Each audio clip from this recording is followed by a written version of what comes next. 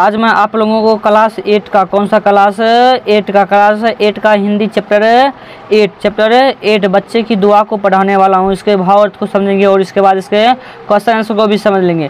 सबसे पहले इसका हम संपूर्ण व्याख्या जानेंगे। क्या जानेंगे? संपूर्ण व्याख्या। देखिए, इस बच्चे की दुआ कविता जो है ना, इसके लेखक जो है ना मोहम्मद इकबाल हैं। कौन है? मोहम्मद इकबाल। इस पाठ में कवि ने ईश्वर से ज़रूरतमंद और बेसहारों की मदद की दुआ मांगी है। मतलब जो ज़रूरत वाला है, जो बेसहारा है, उसके लिए दुआ मांगी है।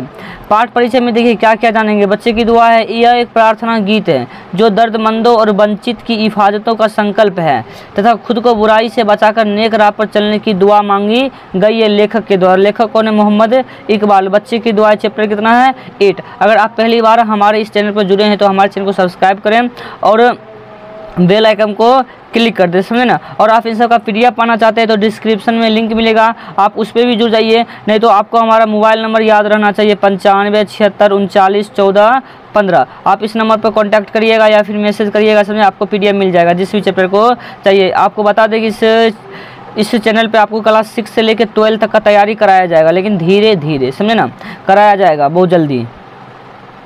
आइए कविता का सबसे पहले भावार्थ समझेंगे और उसके बाद कविता को पहले पढ़ना समझ लेते हैं, उसके बाद इसका भावार्थ को हम देख लेंगे। सबसे पहले आपको पढ़ने के लिए आना चाहिए, समझे ना। देखिए, कहता है कि लब पे आती है दुआ बन के तमन्ना मेरी, जिंदगी सबकी सूरत हो खुदाया मेरी। मतलब जब आप एक पंक्ति पढ़िएगा तो रुकना नहीं है, बस पढ़ते जाइएगा, समझ। जब एक पंक्ति खत्म हो जाएगा उसके बाद दूसरा पंक्ति पढ़िएगा। कहता कि दूर दुनिया का मेरे दम से अंधेरा हो जाए, हर जगह मेरे चमकने से क्या हो जाए? उजाला हो जाए।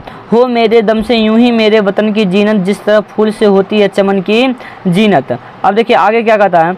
आगे कहता है कि जिंदगी हो मेरे परवाने या सूरत की रब, इल्म की सम से हो मुझको मोहब्बत या रब। हो मेरा काम गरीबों की हिमायत करना, दर्दमंदों से ज़ईफ़ों से मोहब्बत करना। मेरा अल्लाह बुराई से बचाना, मुझको नेक जो राह है उस पर मुझे बचाना, राह पर चलाना मुझको। अब आइए इसका अर्थ समझते हैं। क्या समझते हैं? इसका अर्थ समझ लेते हैं। कहता लब पे आती है दुआ बन के तमन्ना मेरी, जिंदगी सम की सूरत हो खुदाया मेरी।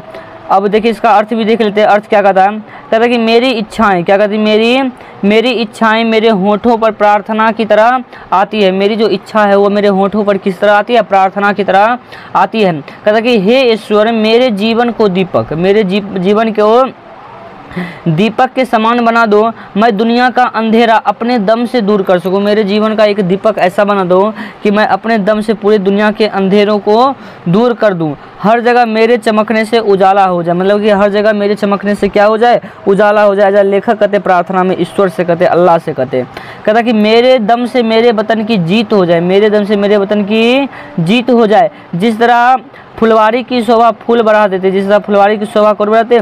फूल बढ़ा देते। उस तरह मेरे दम से मेरे वतन की क्या हो जाए? जीत हो जाए। जिस तरह फूल से होती है बागों की शोभा, फूलों से होती है। कहते हैं हे ईश्वर, मुझे पतंगा बना दे, ज्ञान के दीपक पे मंडराता रहूं। मुझे कहते ज्ञान का पतंगा ऐसा बना दे जो मैं हर एक पे मंडराता रहूं और हर एक को ज्ञान देता रहूं। मेरा काम गरीबों को हिमायत करना हो, गरीबों को मदद करना हो। क्या हो? गरीबों को मदद करना हो, समझे ना। और आगे देखिए आगे क्या कहता है? बुजुर्गों और परेशान लोगों से मोहब्बत करना, मतलब जो बुजुर्ग लोग हैं, बूढ़े लोग हैं, समझे ना, उससे मोहब्बत करना, प्रेम करना, समझे ना। और जो परेशान है, तकलीफ में, उसका सहायता करके उसे खुशी देना, समझे ना। और कहता है हे ईश्वर, बुराई से बचाना मुझको। हे ईश्वर अल्लाह, बुराई से बचाना मुझे, और नेक मतलब अच्छा जो राह है, नेक राह जो है उस पर चलाना मुझको। हम आशा करते हैं आपको भावार्थ बहुत ही अच्छी तरह समझ आया। अब आइए इसका हम क्वेश्चन आंसर देख लेते हैं। क्या देख लेते हैं? क्वेश्चन आंसर भी इसी वीडियो में देख लेते हैं, समझे ना। छोटा सा चैप्टर है ही, बच्चे की दुआ, मोहम्मद इकबाल जी लिखे हैं। इसका सॉल्यूशन भी देख ही लेते हैं, समझे। देखिए पहला क्वेश्चन यह कहता है कि आपको यदि अल्लाह या ईश्वर से कुछ मांगने की जरूरत हो तो आप क्या मांगेंगे? कहिएगा हम अल्लाह या ईश्वर से ज्ञान, विद्या और आरोग्यता तथा परोपकार की भावना को मांग करेंगे, समझे ना। अब कहता है कविता में संसार को बेहतर बनाने की कामना मुखर हुई है, इन कामनाओं को अपने शब्दों में लिखिए। तो आप कहिएगा हे ईश्वर, मुझसे मेरे वतन की शोभा बढ़े, जिस तरह फूल खिलकर फुलवारी की रौनक को बढ़ा देते हैं। मैं अपने दम से दुनिया की अज्ञानता को दूर करके मैं अपने कर्म से हर एक क्षेत्र में क्या ला दूँ? खुशी ला दूँ। अब देखिए पाठ से आगे क्या कहता है? पाठ से आगे क्या कहता है? तो पाठ से आगे कहता है कि अल्लाह बुराई से बचाना मुझको, ता नेक राह पर चलने की शक्ति प्रदान करना। नज्म किन पंक्तियों में ऐसा भाव स्पष्ट किया गया तो वो पंक्ति कह देना। नज्म का पंक्ति है मेरे अल्लाह बुराई से बचाना मुझको, नेक जो राह है उस पर चलाना मुझको। कहता है आपके घर में या पड़ोस में बुजुर्ग होंगे तो आप उनकी देखभाल कैसे करना चाहेंगे। कहिएगा कि हमारे घर या पड़ोस में जो बुजुर्ग हैं उनकी देखभाल हम उनकी सेवा तथा जरूरत की सामान को पूरा करके करना चाहूँगा। समझे ना, ये हो गया। अब आइए आगे देखिए आगे क्या कहता है।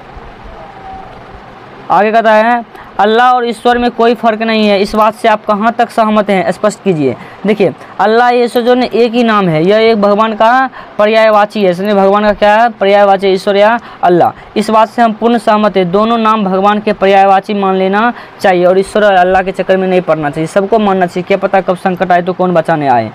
अब देखिए 4 नंबर कहता है व्याख्या कीजिए। क्या कीजिए बाबू रे, व्याख्या कीजिए। तो आप व्याख्या देखिए कैसे करिएगा। कहता है ज़िंदगी हो मेरे परवाने की सूरत या रब, इल्म की समझ से हो मुझको मोहब्बत या रब। कहिएगा प्रस्तुत नज्म हमारे पाठ्य पुस्तक पिछले भाग 3 के बच्चे की दुआ पाठ से लिया गया है, जिसके गायक हैं मोहम्मद इकबाल जी। क्यों नहीं, मोहम्मद इकबाल जी। इस नज्म में बच्चे भगवान से प्रार्थना करते हैं कि ईश्वर मेरी ज़िंदगी परोपकारी के लिए हो, शिक्षा प्राप्ति के लिए हो और मुझको मोहब्बत हो, और मुझको क्या हो, मोहब्बत हो। अब अगला ख नंबर कहता है कि हो मेरे दम से यूं ही मेरे वतन की जीनत जिस तरह फूल से होती है चमन की जीनत। इसमें भी सेम लिखना है कि प्रस्तुत पद नज्म हमारे पाठ्य पुस्तक पिछले भाग 3 के बच्चे की दुआ पाठ से लिया गया है। यह पाठ मोहम्मद इकबाल की रचना है। इस नज्म में कहा गया है कि हे प्रभु, मैं अपने बल की दुनिया की शोभा बढ़ा दूँ, और जैसे फूल से होती है फुलवारी की शोभा बढ़ जाती है, उसी तरह मेरे चमकने से पूरे विश्व का सुंदरता बढ़े। अब आइए लास्ट एवं आखिरी क्वेश्चन है, उसको भी देख लेते हैं। कहता कि मेरे अल्लाह बुराई से बचाना मुझको, नेक जो राह है उस राह पे चलाना मुझको। तो आप कहिएगा प्रस्तुत नज्म हमारे पाठ्य पुस्तक पिछले भाग 3 के बच्चे की दुआ पाठ से लिया गया है। यह पाठ मोहम्मद इकबाल की रचना है। इस नज्म में बच्चे भगवान से प्रार्थना करते हैं कि हे अल्लाह, हे ईश्वर, मुझे बुराई से बचाना और जो नेक राह है उसी राह पर मुझे चलाने की कृपा करना। अगर आपको यह कविता बहुत अच्छा लगा है तो आप हमारे चैनल को सब्सक्राइब कर लें और कमेंट करके हमें एक बार ज़रूर बताएं कि आपको कैसा लगा। समय धन्यवाद वीडियो देखने के लिए।